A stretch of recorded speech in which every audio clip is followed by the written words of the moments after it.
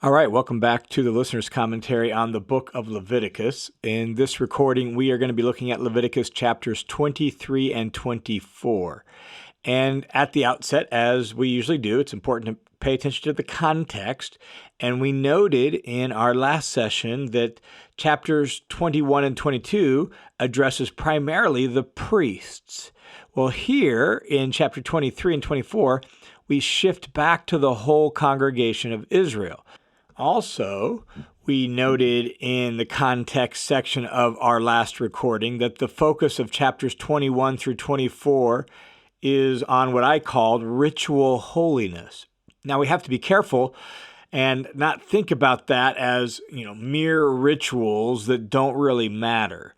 Our modern instinctive dislike of rituals, in the West at least, prompts us almost to kind of think that way, almost unintentionally. But these matter. It's not that these are unimportant rituals that, they're just empty rituals that they had to go through. No, they matter for their overall life as God's people, as people distinct from the nations, different from the nations, as God's holy people. Remember, Israel has been set apart, called to God, entered into covenant so that they could be a kingdom of priests and a holy nation. And the rituals that we'll see in these chapters are really an important part of that. So what we'll see here is, what does it look like to respect the people, places, things, and times that belong to the Lord who is holy? So we saw in chapters 21 and 22, focusing on the priests, that it had a lot of instructions for how they, the priests, needed to be distinct from the rest of Israel because of their responsibilities in the tabernacle.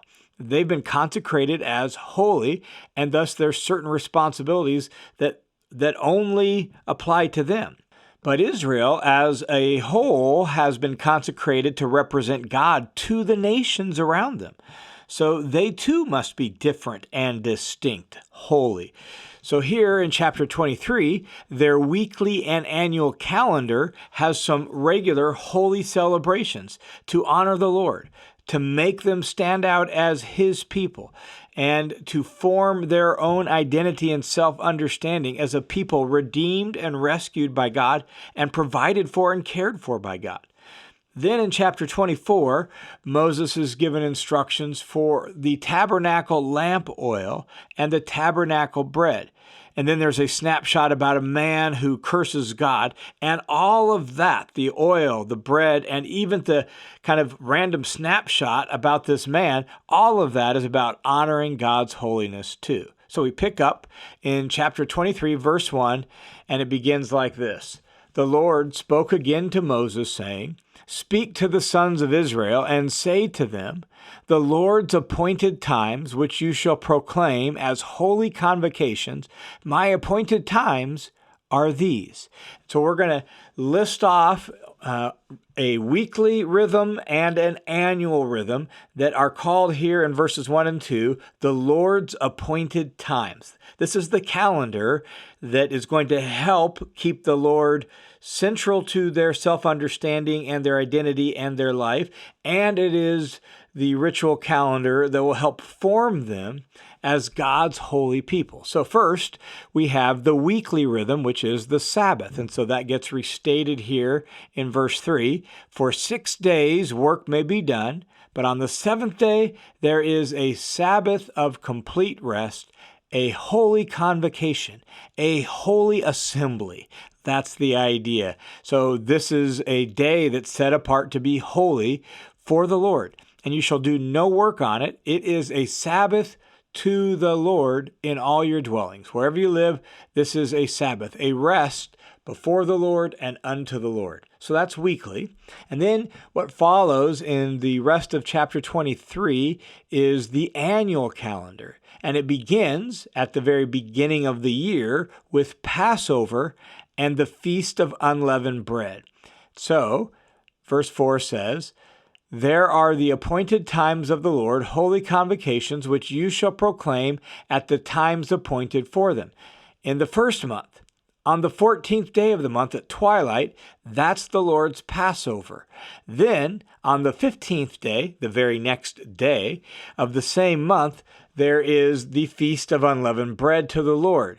For 7 days you shall only eat unleavened bread. On the first day you shall have a holy convocation, that is a Sabbath, and you shall do no laborious work on it.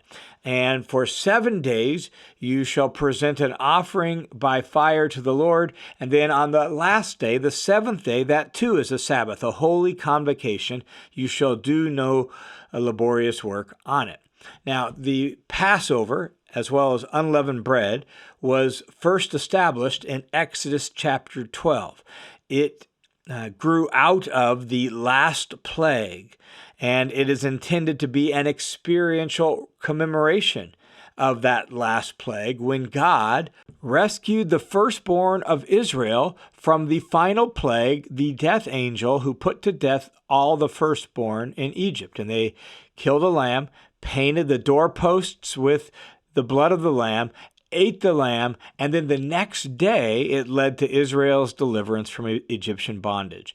Well, now every year, at the beginning of the year, they are going to sacrifice, kill a lamb for this very purpose, to remember the Passover, how God protected and delivered the firstborn through the Passover lamb, and then how they fled Egypt in haste and didn't have time for their bread to rise, so now they're going to celebrate unleavened bread. So this whole combination of Passover and unleavened bread will be the celebration of God's rescue and deliverance of both the firstborn within Israel and all of Israel from Egyptian bondage.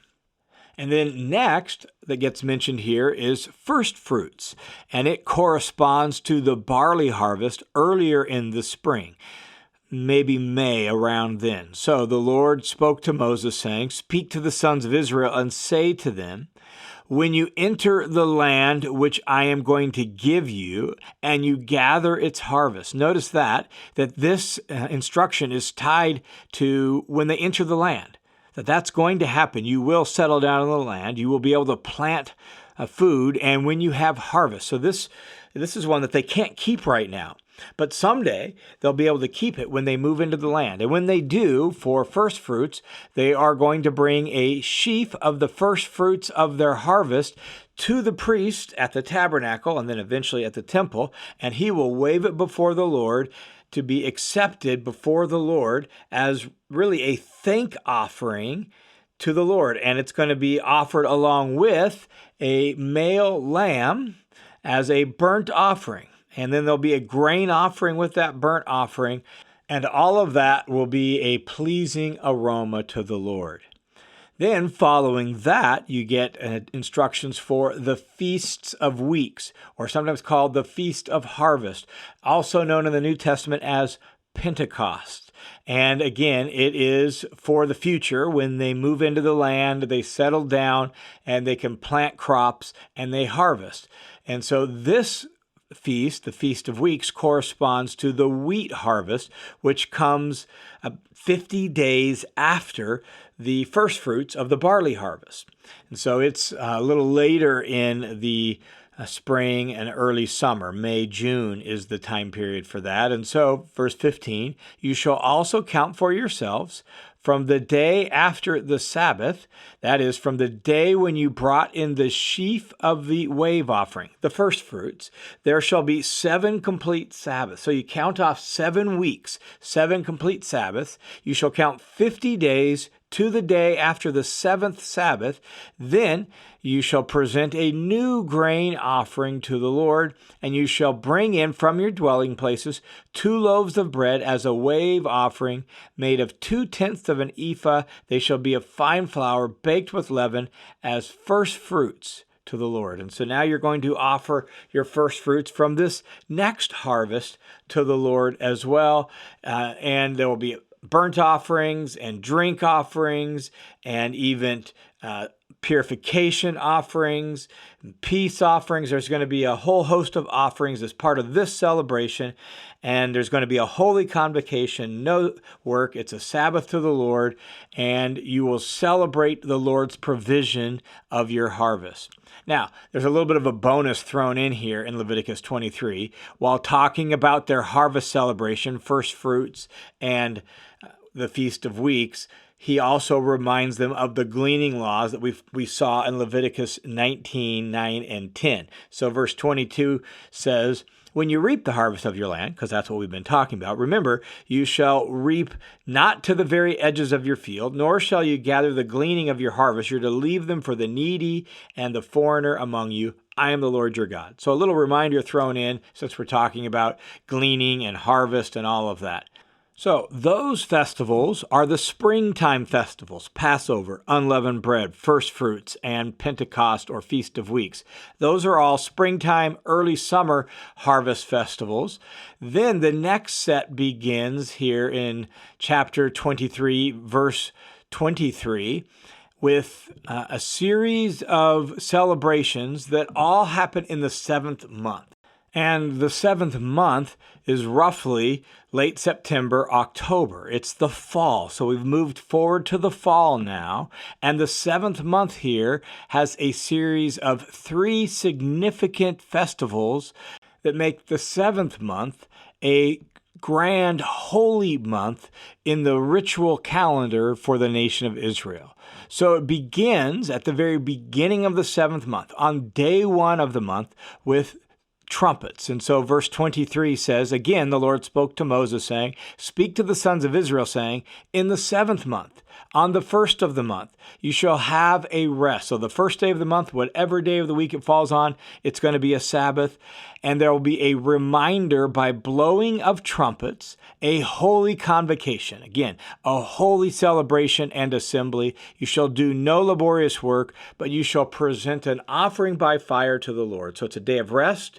There's going to be a burnt offering, and there's worship and rest with it. Then, a week and a half later, on the 10th day of the seventh month, comes the Day of Atonement. Now, the details for this high holy day were given in Leviticus chapter 16. So you can reference that for all the details of the Day of Atonement. But here we just get a quick little summary of it as we're laying out the annual calendar. And so 23:26 says, then the Lord spoke to Moses, saying, on exactly the 10th day of this seventh month is the Day of Atonement. It shall be a holy convocation for you. You shall humble yourselves and present an offering by fire to the Lord. You shall do no work on this very day, for it is a day of atonement to make atonement on your behalf before the Lord your God. The idea of humbling yourself on this day, or in some translations, afflict yourself. Usually this phrase in the Old Testament refers to fasting, and that seems to be the idea here. That's the way it's always been understood. So the Day of Atonement is a day of fasting and confession before the Lord, and the Lord will make atonement for all their sins on this day, according to Leviticus chapter 16. Now, it's also important to notice how serious this day is. So as we continue to read in verse 30, listen to how serious this day is. As for any person who does any work on this various day, that person I will eliminate from his people. You shall do no work. It's a permanent statute to you throughout your generations in all your dwelling places.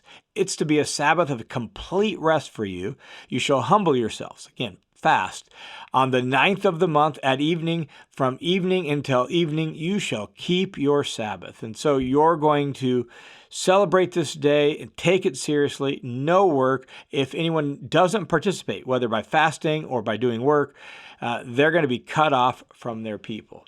And then later in the seventh month, just a few days after, not even a full week after the Day of Atonement, comes the final grand holy day or holy celebration of the year.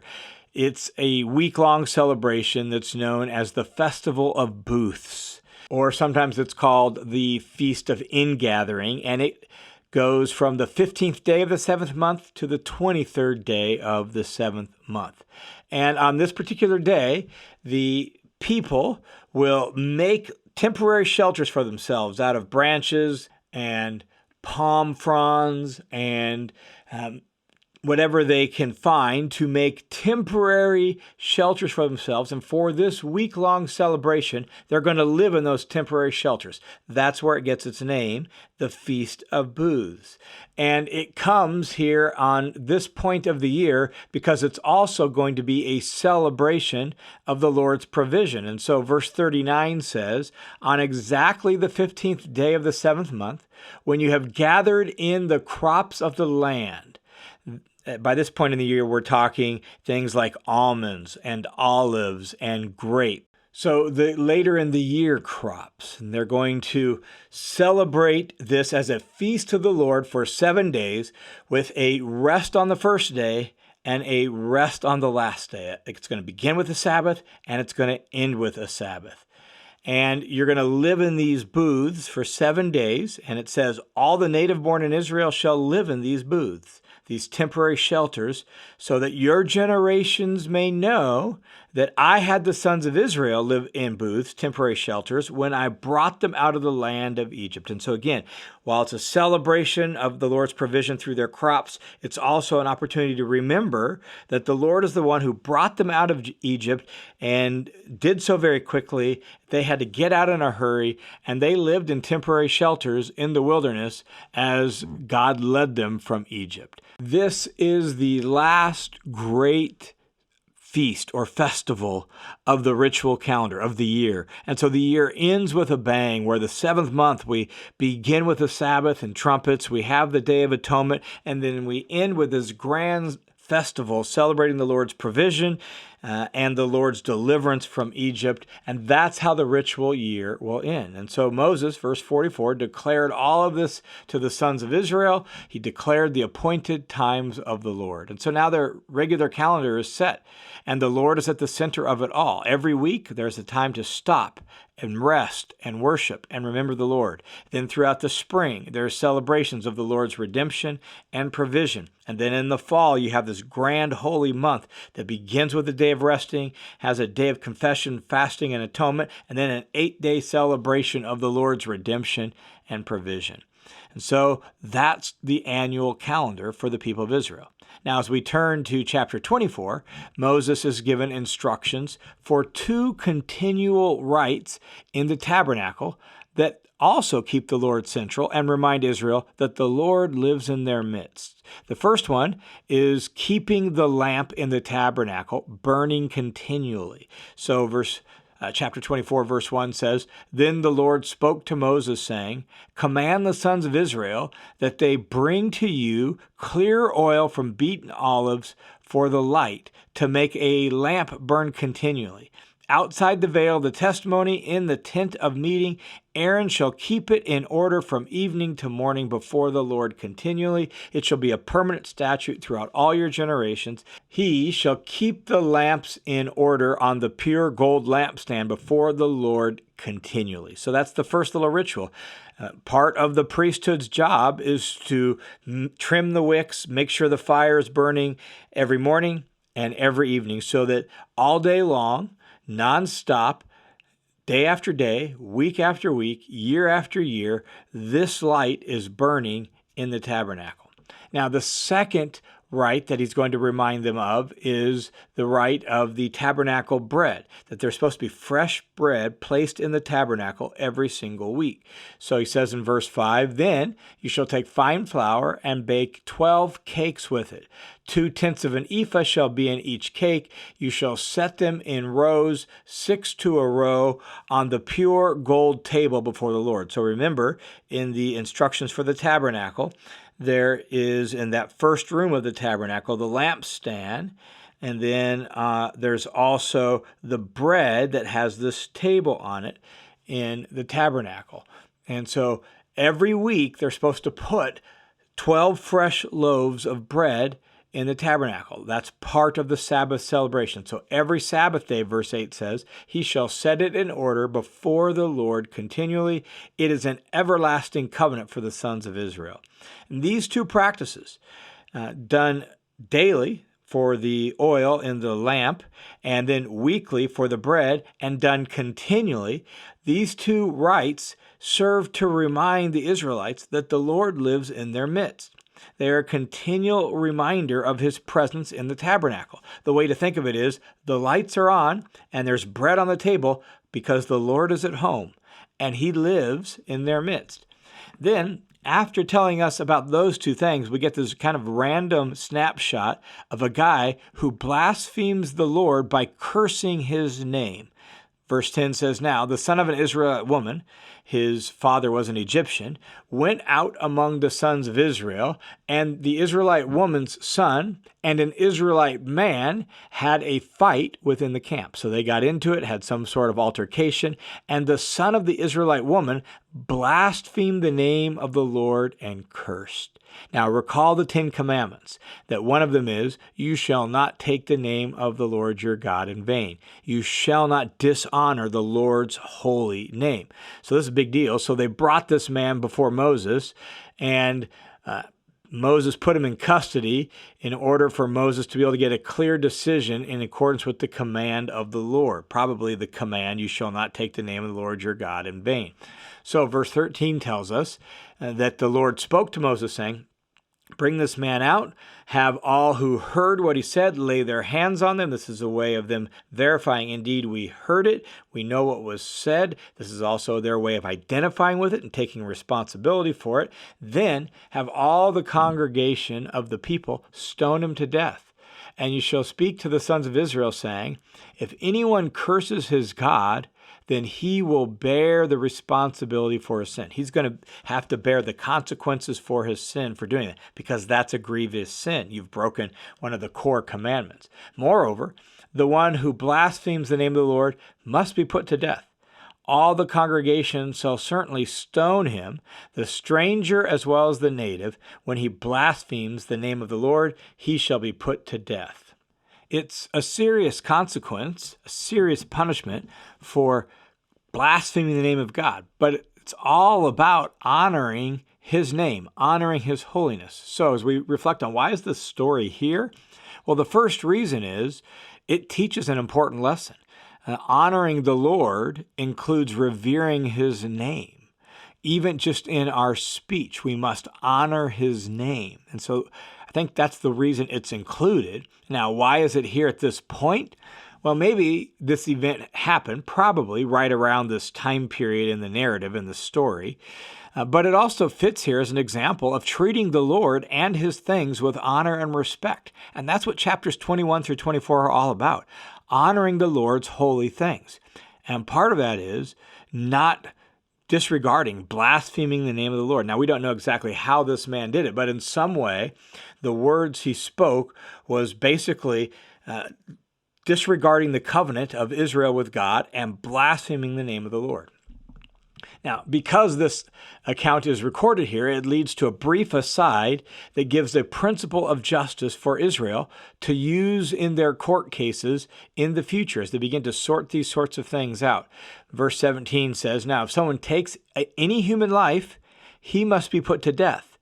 But the one who takes the life of an animal, he shall make restitution for it, life for life." That is, if someone poaches someone's animal, they don't have to be put to death for that.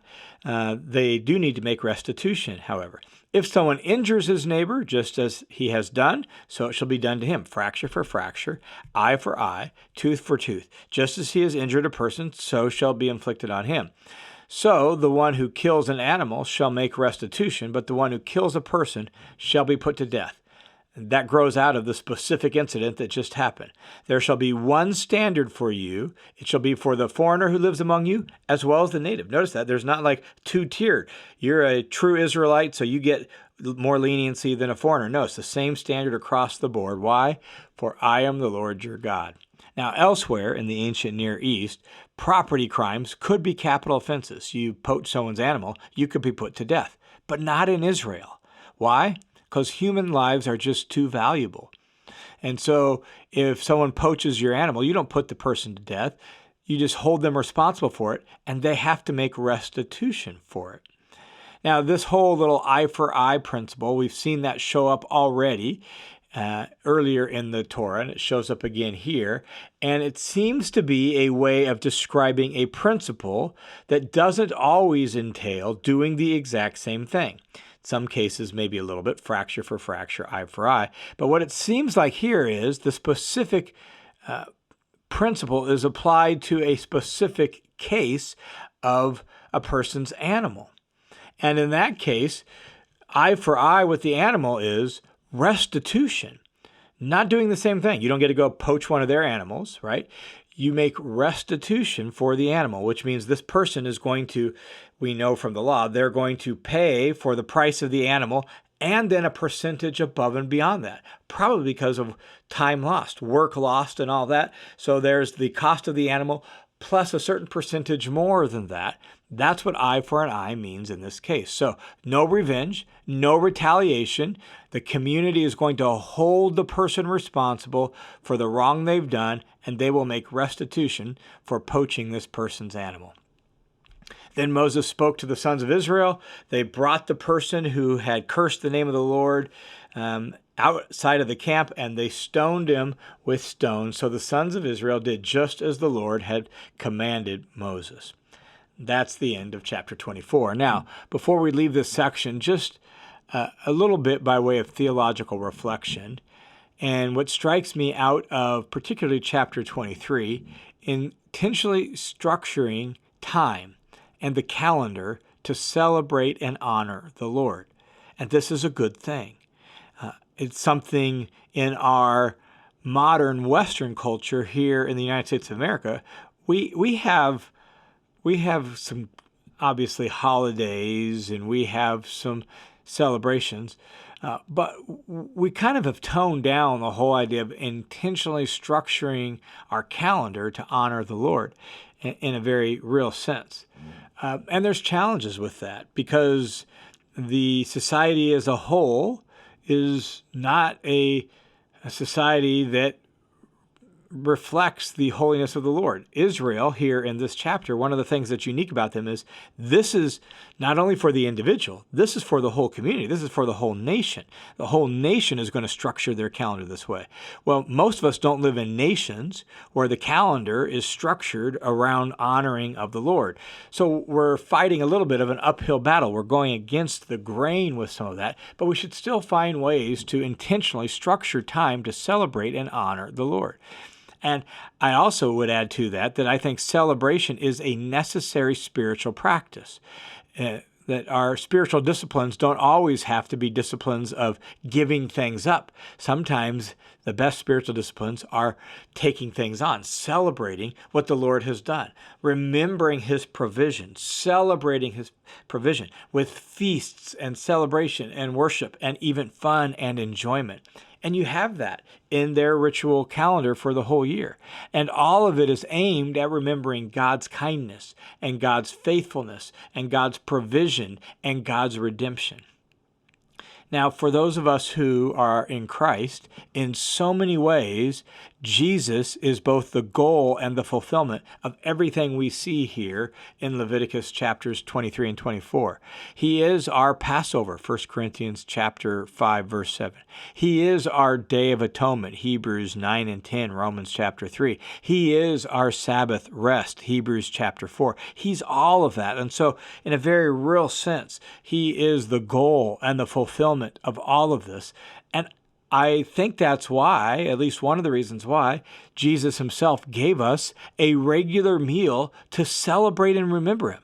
The Lord's Supper or communion or the Eucharist, whatever tradition you're a part of, whatever they call it, it was intended to be not an occasional thing, every once in a while, when we might be able to fit it into the order of service on a Sunday. It was intended to be done as often as you gather together, do this in remembrance of me.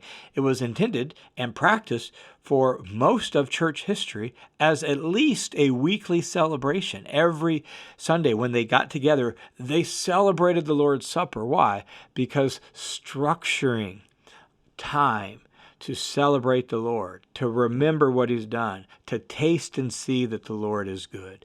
And we see that principle here in Leviticus 23.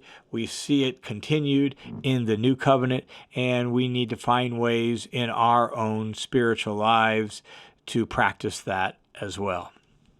All right, thanks for tuning in to the Listener's Commentary on the Old Testament.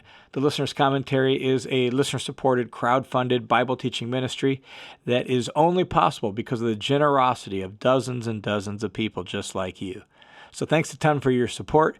And if you want to join the team of supporters, you can do so. Easiest way is by going to listenerscommentary.com, clicking the Give button. It'll redirect you to a page, my page at World Family Mission, a registered nonprofit, or you can put in a dollar amount. If you want to make it a recurring monthly donation, just click that little box that says Make This Monthly, and all those funds will come this way to help more and more people learn and live the Bible.